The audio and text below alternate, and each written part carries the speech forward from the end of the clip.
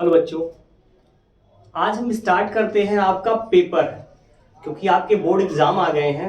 और अब जैसा कि बोर्ड एग्जाम फिक्स हो चुका है कि आपके 24 मार्च से बोर्ड एग्जाम आपके होने हैं, तो इसलिए हमने ये डिसाइड किया है कि अब हम एवरीडे आपको एक पेपर सॉल्व करके अपलोड करें, जिससे आपका रिवीजन होता रहे और आपकी तैयारी भी होती रहे।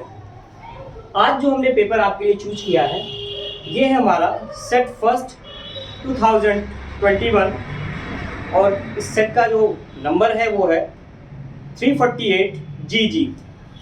इस सेट में जो पहला क्वेश्चन हमारा है, वो पहला क्वेश्चन है फर्स्ट का जो का क्वेश्चन है, ये का क्वेश्चन है विश्व जैव विविधता दिवस मनाया जाता है। तो विश्व जैव विविधता जो दिवस हमारा मनाया जाता है, ये हमारा मनाया जाता है कब? तो 22 मई को मनाया जाता है।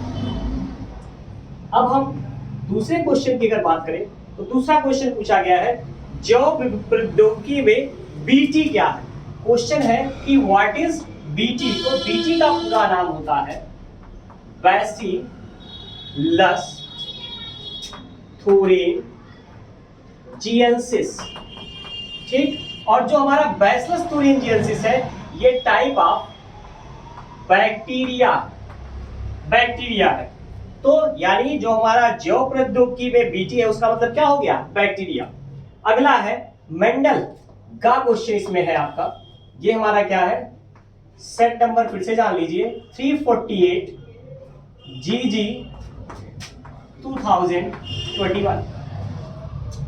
इसमें अब आपका और सेट नंबर है सेट फर्स्ट। अब तीसरा क्वेश्चन इसमें है हमारा मेंडल का प्रायोगिक पौधा कौन था। तो मेंडल का जो प्रायोगिक पौधा था, ये हमारा था उद्यान मटर, जिसे हम कहते हैं गार्डन पी, और इसी का बॉटनिकल नेम होता है पाइसम सटेवम। अब अगली चीज पूछी जा रही है कि फाइलेरिया बीमारी उत्पन्न होता है। हाँ क्वेश्चन, फाइलेरिया, इसे हम फाइलेरियासिस रोग भी कहते हैं, या इसी रोग का दूसरा नाम होता है हाथी पांव। इसी रोग का दूसरा नाम क्या है? हाथी पांव रोग। जो हाथी पांव रोग हमारा होता है, ये होता है वुचेरिया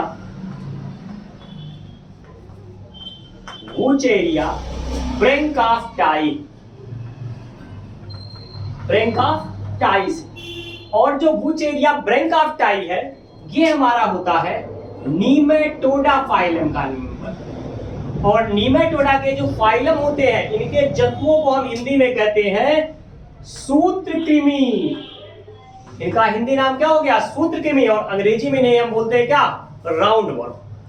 अब हम अगला क्वेश्चन पढ़े, तो अगला क्वेश्चन है फिर 2 का। इसमें क्वेश्चन है दो आभासी फलों के नाम बताइए। तो दो आभासी फल।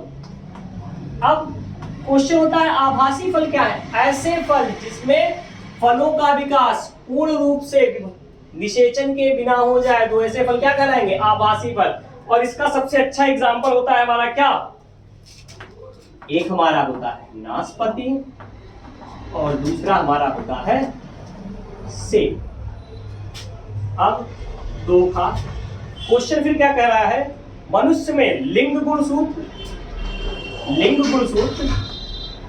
इसी को हम कहते हैं हिंदी में क्या? सेक्स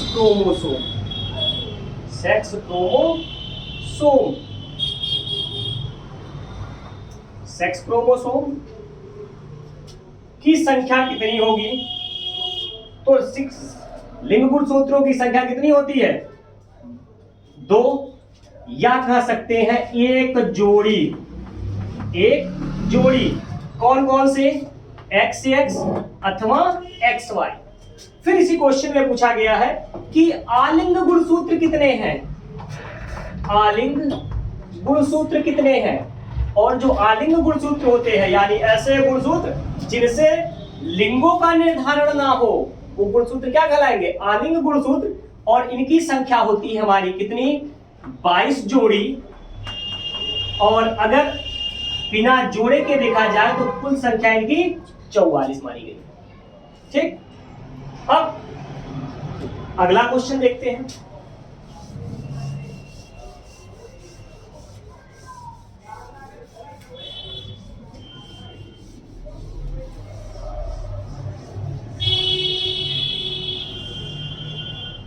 अगला क्वेश्चन हमारा क्या है? अब अगला क्वेश्चन है दोगा। क्वेश्चन है HIV का पूरा नाम क्या है? HIV, H मीन्स होता है ह्यूमन, I मीन्स होता है इम्यूनो और V मीन्स वायरस। कुछ ऐसी भी बुक है जिसमें लिखा हुआ है ह्यूमन इम्यूनो डिफिशियंसी वायरस, ठीक, यानी मानव प्रतिरक्षा विषाणु या मानव प्रतिरक्षा न्यूनता विषाणु, ठीक। अगर पूछे कि इससे रोग कौन सा है, तो आप जानते रहिए कि इससे रोग हमारा हो रहा है क्या? एड्स। अगर पूछे HIV कितने टाइप का होता है, तो दो, एक HIV फर्स्ट और एक HIV सेकेंड। अगला क्वेश्चन है दोघा। दोघा हमारा पूछ रहा है कि PCR का पूरा नाम क्या है? तो PCR का पूरा नाम होता है पॉलीमर चेन रिएक्शन, यानी हिंदी इसकी होती है पॉलीमर श्रृंखला अभिक्रिया। अगर पूछा जाए इसका काम क्या है, तो इसका काम होता है DNA की कॉपी बनाना। अब अगले क्वेश्चन पे चलते हैं। अगला क्वेश्चन है फिर अंगा। क्वेश्चन है उत्तर प्रदेश का राज्य पक्षी। उत्तर प्रदेश का राज्य पक्षी कौन है? तो उत्तर प्रदेश का राज्य पक्षी क्या है? सारस। ये जो आपका क्वेश्चन है, ये आपके कंपटीशंस में भी पूछा जाता है। अगर आप आगे चलकर यूपीपीसीएस या इससे रिलेटेड कोई भी एग्जाम देंगे, तो वहां भी ये क्वेश्चन पूछा जाता है कि उत्तर प्रदेश के राज्य पक्षी का नाम बताइए, तो आप हमेशा याद रखिए सारस। अगर यही क्वेश्चन पूछा जाए कि उत्तर प्रदेश के राज्य पशु का नाम बताइए, तो राज्य पशु हो जाएगा क्या? बारहसिंघा। याद रखिएगा ये क्वेश्चन। अगला क्वेश्चन चलते हैं, तीसरे का क्वेश्चन है सेंट्रल डोगमा। Central dogma. अब सेंट्रल डोगमा जो होता है, ये बेसिकली इसमें 3 स्टेप आपके हैं, लेकिन 2 ही पार्ट में इसकी काउंटिंग की जाती है। पहला होता है कि हमारा DNA मॉलिक्यूल हो और इस DNA मॉलिक्यूल से ट्रांसक्रिप्शन प्रक्रिया के द्वारा क्या बने? मैसेंजर RNA बने। और मैसेंजर RNA से क्या हो? ट्रांसलेशन। और ट्रांसलेशन प्रक्रिया के द्वारा क्या बन जाए? प्रोटीन बन जाए। तो यही चीज क्या कहलाया? सेंट्रल डोगमा कहलाया। DNA जो होता है, ये क्या करेगा? रिवर्स ट्रांसक्रिप्शन से खुद का भी निर्माण कर सकता है। तो यानी DNA से ट्रांसक्रिप्शन द्वारा मैसेंजर RNA और मैसेंजर RNA से ट्रांसलेशन द्वारा प्रोटीन बने। तो ये पूरी प्रक्रिया DNA से प्रोटीन बनने की, इसको हम कंबाइंड फॉर्म में क्या कहते हैं? सेंट्रल डोगमा कहते हैं। अगर क्वेश्चन केवल पूछते DNA से RNA बनने की प्रक्रिया क्या कहलाएगी, तो ट्रांसक्रिप्शन। अगर क्वेश्चन हो कि RNA से प्रोटीन बनने की प्रक्रिया क्या कहलाएगी, तो ये प्रक्रिया हो जाएगी क्या? ट्रांसलेशन। अब अगला क्वेश्चन देखते हैं।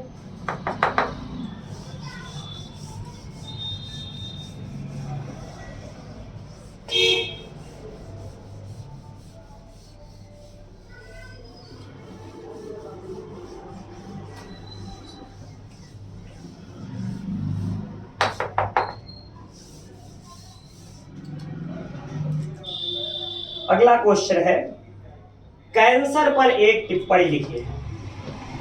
तो कैंसर मीन्स होता है पॉइजन। इस टर्म का मतलब ही है क्या? पॉइजन, पॉइजन मीन्स जहर, यानी ऐसे सेल जो क्या करे, ऐसी कोशिकीय वृद्धि हो जो एक जहर के समान पूरे शरीर में फैल जाए और शरीर को ग्रोथ, शरीर की ग्रोथ रोक दे, उपापचय क्रियाएं बंद कर दे। तो वही चीज क्या है, कैंसर। कैंसर जो होता है बेसिकली दो टाइप का है, एक तो होता है हमारा मेलागाइंट और दूसरा होता है सिंपल। यानी कैंसर की कंडीशंस में एक ऐसा कैंसर जो एक स्पेसिफिक एरिया में होगा जिसे हम ट्यूमर कहते हैं, और एक होगा जो कैंसर पूरे शरीर में फैलेगा जिसे हम क्या कहेंगे, मेलागाइंट कैंसर कहेंगे। अगला है बायोपायरेसी।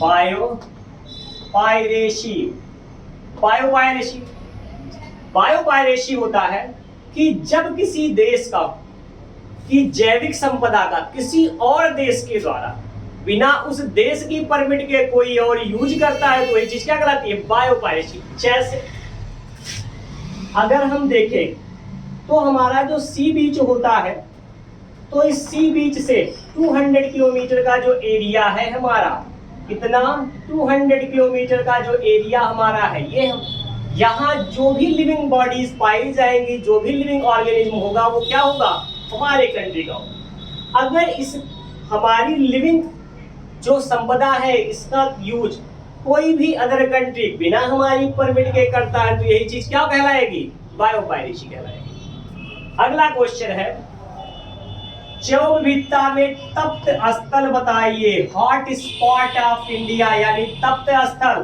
तो ऐसे जीव या ऐसा एरिया जहां मैक्सिमम यानी सर्वाधिक जैव विविधता पाई जाए, जैव विविधता पाई जाए, उस एरिया को ही हम क्या कहेंगे, हॉट स्पॉट, तप्त स्थल कहते हैं। और इंडिया का जो हॉट स्पॉट एरिया है वो क्या है, वेस्टर्न घाट। अगला क्वेश्चन है, द्विनिषेचन को परिभाषित कीजिए। अब टर्म ही बता रहा है कि द्विनिषेचन यानी कितनी बार निषेचन प्रक्रिया संपन्न हो, तो द्वि शब्द बता रहा है कितनी बार, 2 बार संपन्न होनी चाहिए। सीधे ही टर्म बता रहा है द्वि निषेचन, तो टर्म द्वि मतलब 2 और निषेचन यानी चनदों का मिलन, अंग्रेजी में इसको कहते हैं क्या, डबल फर्टिलाइजेशन। डबल मीन्स 2 और फर्टिलाइजेशन मीन्स हो गया मिक्सिंग ऑफ गैमेट। तो जब क्या करे, 2 अलग अलग जनद मिले तो क्या कहलाया, निषेचन। कितनी बार मिले, 2 बार मिले तो द्विनिषेचन। यानी अब 2 बार है तो यानी दोनों के अलग अलग नाम होने चाहिए। पहली प्रक्रिया क्या कहलाएगी, तो पहली प्रक्रिया जो यहां होती है इसको हम बोलते हैं सिनगैमी। जब जनद पहली बार एक दूसरे से मिलते हैं तो यह पहली प्रक्रिया कहलाए क्या, सिनगैमी। और जब यही जनद दूसरी बार मिलते हैं तो इसी को हम बोलते हैं क्या, ट्रिपल फिजन। ट्रिपल फिजन यानी त्रिसंलयन। ये दोनों प्रक्रियाएं जब एक साथ संपन्न होती है, किसमें, किसी भी पौधे में, और पौधे में भी कहा, पुष्प में, तो यही चीज क्या कहलाया, द्विनिषेचन, डबल फर्टिलाइजेशन। अगला क्वेश्चन है, जैव उर्वरक किस प्रकार मृदा की उर्वरता को बढ़ाने का कार्य करते हैं। तो जो हमारे जैव उर्वरक होते हैं इसमें पाए जाने वाले सूक्ष्म जीव क्या करते हैं, वायुमंडलीय नाइट्रोजन को नाइट्रेट के फॉर्म में और नाइट्राइट के फॉर्म में क्या करते हैं, मिट्टी में फिक्स करते हैं, जिससे क्या होती है, मृदा की उर्वरता बढ़ती है। अगला क्वेश्चन है फिर, क्लोनिंग संवाहक क्या है। तो क्लोनिंग वेक्टर, क्लोनिंग वेक्टर इसी को हम बोलते हैं क्लोनिंग संवाहक।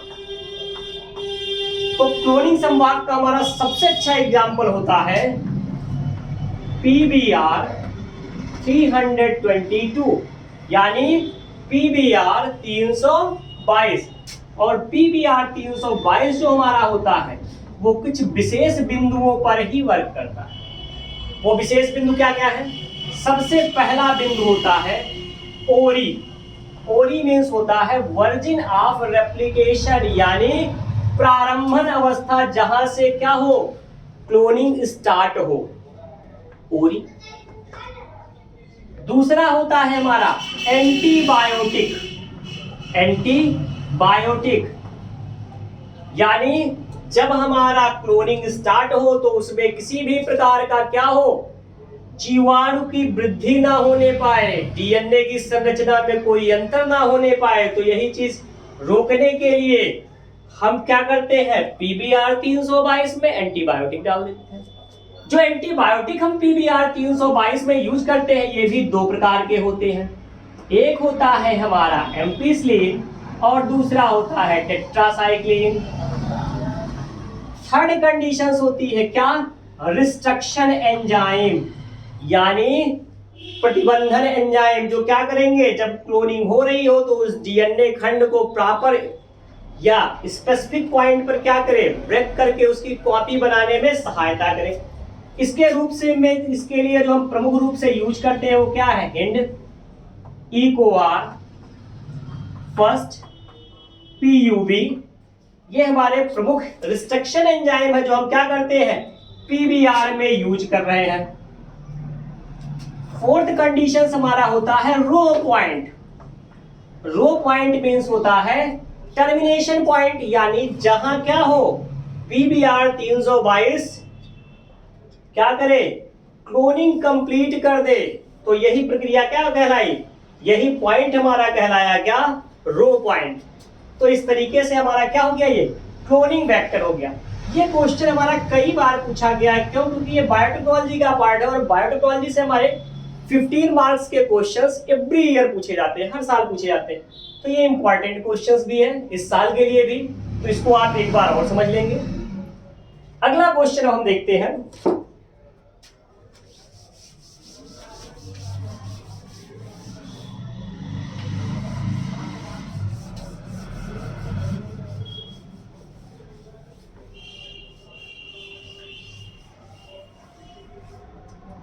अगला क्वेश्चन हमारा कह रहा है नर के शुक्राणु का निम्नांकित चित्र बनाइए, यानी स्पर्म।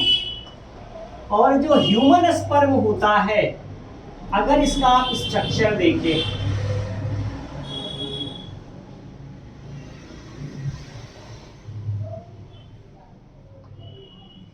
तो इस तरीके में इससे इसमें क्या होता है, अपर पार्ट होता है। फिर क्या होगा इसमें, अब ये तो हमारा रीजन हो गया क्या, हेड।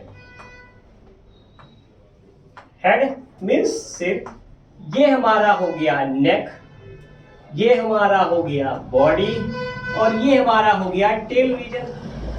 जो हेड रीजन होता है इसमें भी हमारी दो चीजें पाई जाती हैं। एक तो हमारा होता है हेड में क्या, न्यूक्लियस, केंद्रक, और दूसरा हमारा हेड रीजन में पाया जाता है फर्टिलाइजन, जो मेम्ब्रेन होती है उसको डिजॉल्व करने के लिए केमिकल जो होता है क्या, एक्रोसोमिन केमिकल होता है। यानी इसको हम क्या कहते हैं, एक्रोसोम कह देंगे। एक्रोसोमिन केमिकल हो गया, इसलिए इसका नाम क्या हो गया, एक्रोसोम।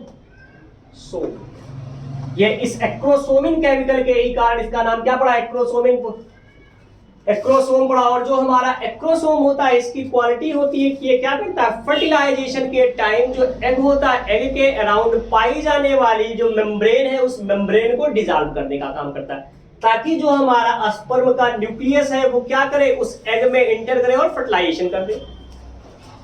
नेक, जो हमारा नेक रीजन होता है, यहां हमारी पाई जाती है क्या, सेंट्रियोल्स। इस तरीके से सेंट्रियोल पाई जाती है, जिनका काम क्या होगा, इनका काम होगा कि जब फर्टिलाइजेशन हो जाए तो क्लीवेज में हेल्प करना। और इसके बाद का जो पार्ट होता है उसमें हमारी पाई जाती है क्या, माइटोकॉन्ड्रिया पाई जाती है, जो क्या होती है, पेयर में होती है माइटोकॉन्ड्रिया। अब माइटोकॉन्ड्रिया के बारे में आपको पता है कि माइटोकॉन्ड्रिया का दूसरा नाम क्या होता है, power house of the cell, यानी ये क्या है, कोशिका का ऊर्जा घर है। अब ये भी हमारी एक कोशिका बन गई तो ये उसका ऊर्जा घर हो गया। किसी भी स्पर्म की जो हमारी शुक्राणु है इसकी वाइबिलिटी यानी इसकी क्षमता जो है वो निर्भर करती है कि इसमें कितनी माइटोकॉन्ड्रिया है। क्योंकि यह माइटोकॉन्ड्रिया ही इसके द्वारा क्या की जाती है, जो स्पर्म हमारी दूरी तय करता है, उस दूरी तय करने के लिए जो ऊर्जा की जरूरत होती है वो ऊर्जा कौन प्रोवाइड करता है, माइटोकॉन्ड्रिया। यानी नंबर ऑफ माइटोकॉन्ड्रिया जो है वो रिस्पॉन्सिबल होती है किसके लिए, वायबिलिटी ऑफ स्पर्म के लिए। ठीक, ये तो हो गया क्या, फिगर हो गया ये किसका, नर के शुक्राणु का निम्नांकित चित्र। ये क्वेश्चन हमारा था क्या, 5 का। अब बात करते हैं क्या, 5 खा। ठीक, तो अब जो 5 खा है इसमें हमें अपूर्ण प्रभाविता और सहप्रभाविता में अंतर स्पष्ट करना है। तो अपूर्ण प्रभाविता और सहप्रभाविता का ये जो अंतर है हम आपको अपने नेक्स्ट वीडियो में बताएंगे। ठीक, तब तक के लिए आप इंतजार करते रहिए और हमारे चैनल को सब्सक्राइब, लाइक और शेयर करते रहिए। साथ ही साथ अगर कोई क्वेश्चन हो तो टेलीग्राम पर आप उस क्वेश्चन का आंसर हमसे पूछते रहिएगा, हम उस पर आपका नया वीडियो अपना अपडेट कर देंगे। Okay, thank you.